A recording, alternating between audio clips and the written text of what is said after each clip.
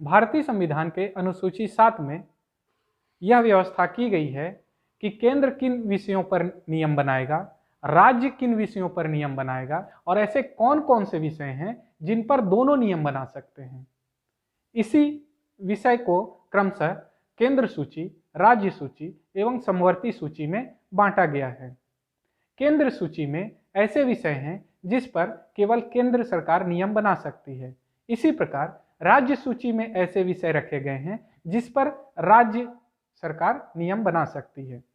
समवर्ती सूची के अंतर्गत ऐसे विषय सम्मिलित किए गए हैं जिन पर केंद्र सरकार एवं राज्य सरकार दोनों नियम बना सकते हैं।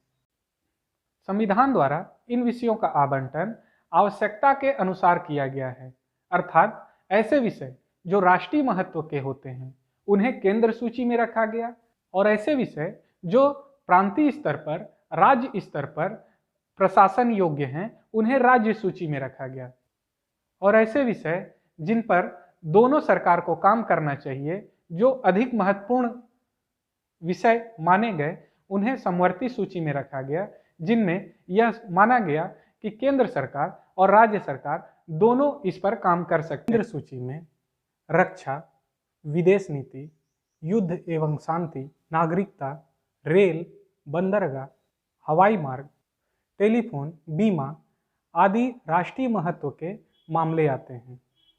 और जब हम बात करते हैं राज्य सूची की, तो इसमें पुलिस, न्याय, जेल, स्थानीय व्यवस्था, सार्वजनिक स्वास्थ्य, सड़क एवं कृषि संबंधी मामले आते हैं। इसके साथ ही जो प्रांतीय स्तर के मामले होते हैं वो इसके अंतर्गत आते हैं। इसके अलावा समवर्ती सूची में विधि एवं प्रक्रिया, निवारक निरोध, कारखाने, श्रमिक संघ, शिक्षा, वन आदि महत्व के मामले आते हैं जिस पर केंद्र एवं राज्य सरकार दोनों विधि बना सकती हैं। इस तरह हम यह देखते हैं विभिन्न विषयों के लिए कब केंद्र सरकार नियम बना सकती है, कब राज्य सरकार नियम बना सकती है और कब दोनों नियम बना सकते हैं।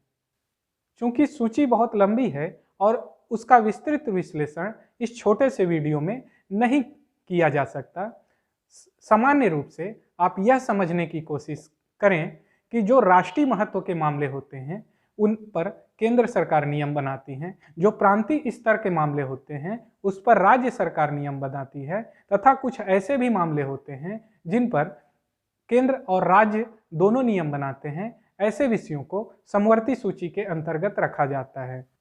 अगली क्लास में हम यह देखेंगे कि समवर्ती सूची के विषय पर जब केंद्र सरकार एवं राज्य सरकार दोनों नियम बनाते हैं और दोनों में भिन्नता होती है, अर्थात दोनों एक दूसरे के विरोध में होते हैं, तो ऐसी स्थिति में उन विधियों का क्या होता है।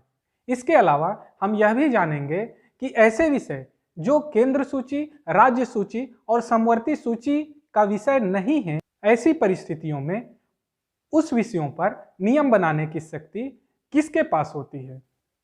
तो इसी तरह के जानकारी भरे वीडियो के लिए आप हमसे जुड़े रहें और इस चैनल को सब्सक्राइब करते हुए नोटिफिकेशन बेल ऑन कर लें।